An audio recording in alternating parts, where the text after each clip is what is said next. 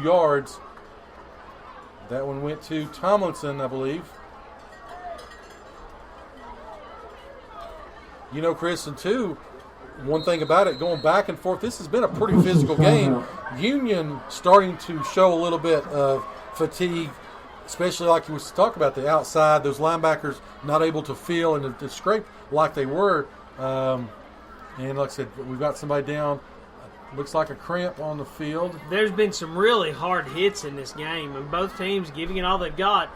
That's what you love. That's what I love to see in high school football. Well, again, these two rivals, as it is, Gate City in a must-win situation, 0-2 in conference play.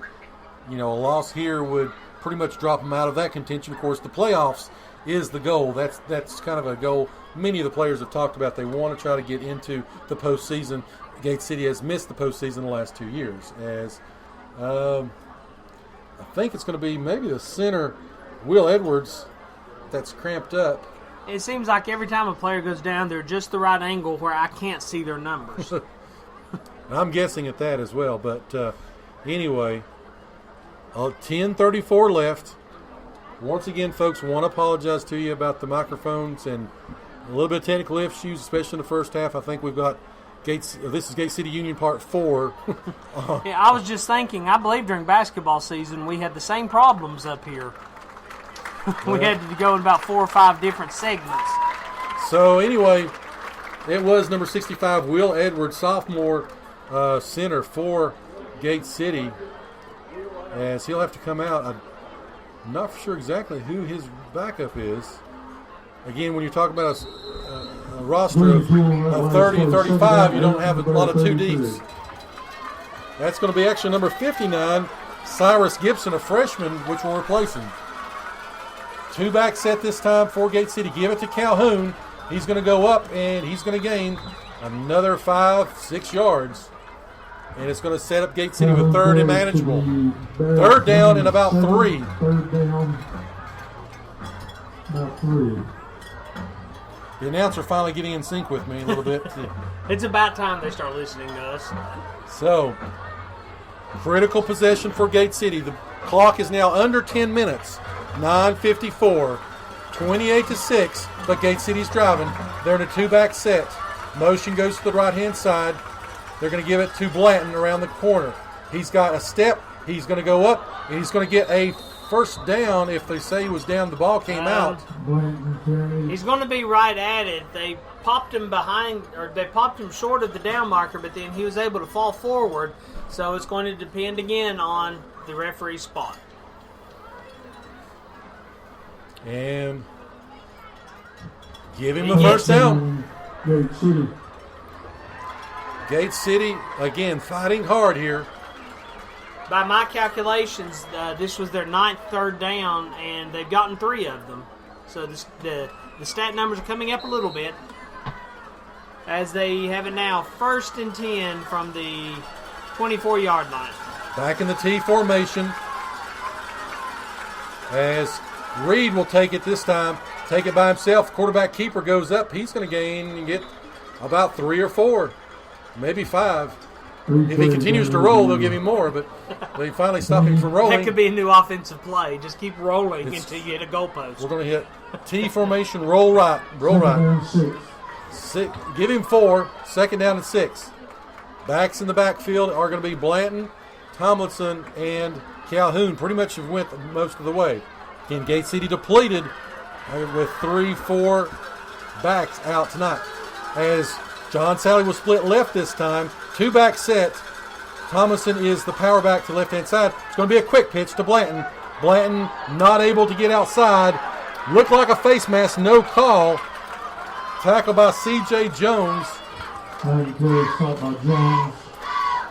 And it's going to be about a loss of 1, maybe 2. Ball will be marked at the 21-yard line.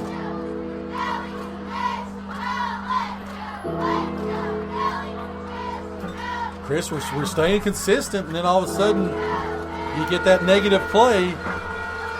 And that has been the consistent story for the last few games with Gate City. All right, Just got to learn how to put it all together. One back set. Here we go. Blanton's got the football. He's going to try to cut back, and there's nowhere to go. Oh, we should have a, there we go. That's going to be a personal foul against Union down near the goal line. Union, I'm sorry, Joe, go ahead. Bryce Garant was the guy you're talking about. He basically grabbed a Gate City player. Once again, I can't see the number. Tomlinson. Was it Tomlinson? Yep. And just kind of flipped him over his head. It was a great WWE move. That should give Gate City the first down. And Gate City gets the break this time. Penalty against Union. It's going to be 15 yards and a first down. 8:04 left. 28-6. You know, Tomlinson and Garant has went back and forth. That's the second personal foul on Garant tonight. Actually, the third, excuse me. There was an offsetting one with him and Reed earlier. So perhaps a little bit of frustration now on the Union team. They've not been able to put the Blue Devils away, and the Blue Devils are now in the red zone. First down on the 15-yard line. Here comes Gate City. Reed will keep the ball, and quarterback keeper and thrown back. The keeper's just not been there tonight. Well, and it's just a two-step and take off, and there's no fake to it. He's not been able to get, and again, not to be too much of coaching, but if you have like a Calhoun and get behind him, step back or give a fake to him and pull it out and go behind him. Anyway, the dive hasn't worked, and it's second down and 11.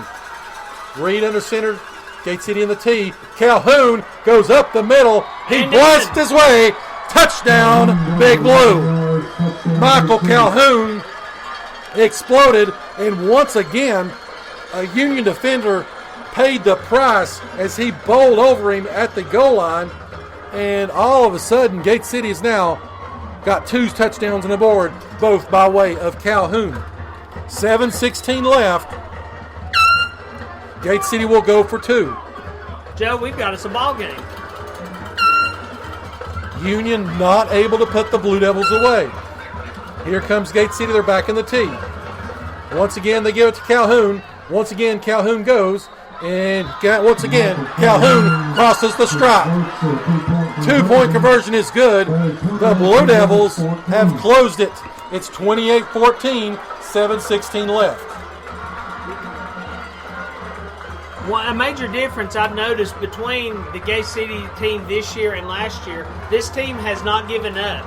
I've not seen them really give up a single play. They continue to fight. It doesn't matter what the score is, and they keep clawing and hacking and kicking and gouging and any other verb I can think of to put themselves back into these games. And you start to see guys cramp up. You're starting to see, of course, we've got injuries and guys out and this, that, and the other. And you see like a Blanton there sort of hobbling up to the, but again, Gate City not backing down from the Union Bears. 28-14, 7:16 left here in the game. Chris, too early for an onside? It's never too early for an onside. Realistically, though, with this much time on the clock, I'd probably just want to trust my defense. If he could pooch it. Of course, the other thing to consider, though, Union's been bringing it out to about the 40 on kickoffs anyway. If he could put it up, the Union Bears have 8 up, basically. But there's nobody to the left-hand side where the numbers are between the 30 and 40. If he could lay it right there, you've got Sally, you've got Levi, you've got Fleming on this side, you got some speed. But he kicks it deep. Ball goes down, and it's going to die about the 7. And here comes Union. And for the first time tonight, Gate City will keep them pinned down. Great play.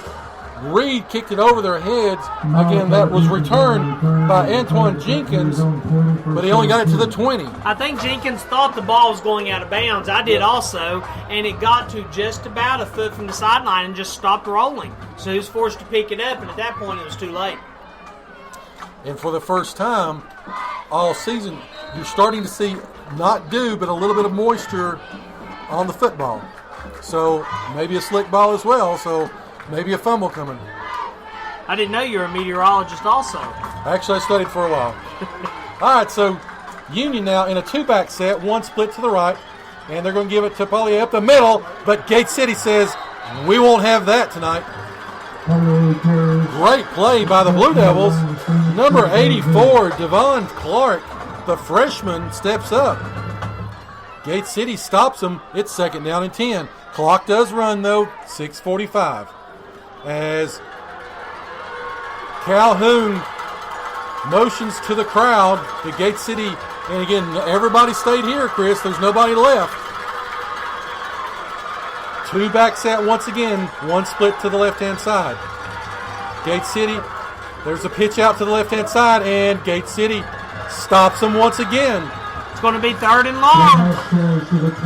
That run was by Xavier Lomax. You know, Chris, they went away from the pass. Of course, as soon as I say that, here comes a bomb. But the fact is, they had some ability to throw it early, and now Gate City it's kind of gotten into a boxing match, you know, slugging back and forth. It's just who wants it most. 5:55 left. Gate City down, but only down 28-14. He's back in the shotgun like we talked about. Here comes the motion. They're going to try to throw it. And he's got the pass, and he's got it out incomplete. He does throw it, and it goes out of bounds. That's going to be the number 3, Xavier Lomax. Joe, something to think about now at this point in the game. Union does not have to score here. No. If they can burn a couple of more minutes off the clock, that's really going to play into their favor. Gate City needs a very quick stop or a turnover here. 5:35 left. It started off, Union scored the first 21 points, but since then, Gate City actually has outscored them 14-7. So they're back in 5 wides. They're going to run motion, and here they come. They've got it up, and they're going to get to about the 42, 43. Again, where did he roll? I think they gave him about 3 extra yards on that. Yeah, it was sweep right, roll right, and he got about 3 yards off the roll. Wow. The referee kept walking. He was going past the first down marker, but walked back. So, good run by Lomax. Gate City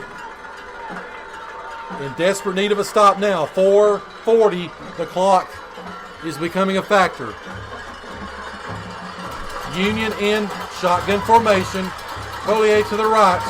3 receivers, and they're going to go to that side of the field where the power is. And Gate City stops them. However, the spot is going to give them a first down. First down, Union. I think he had the first down, but he didn't have it by as much as they're going to say he did.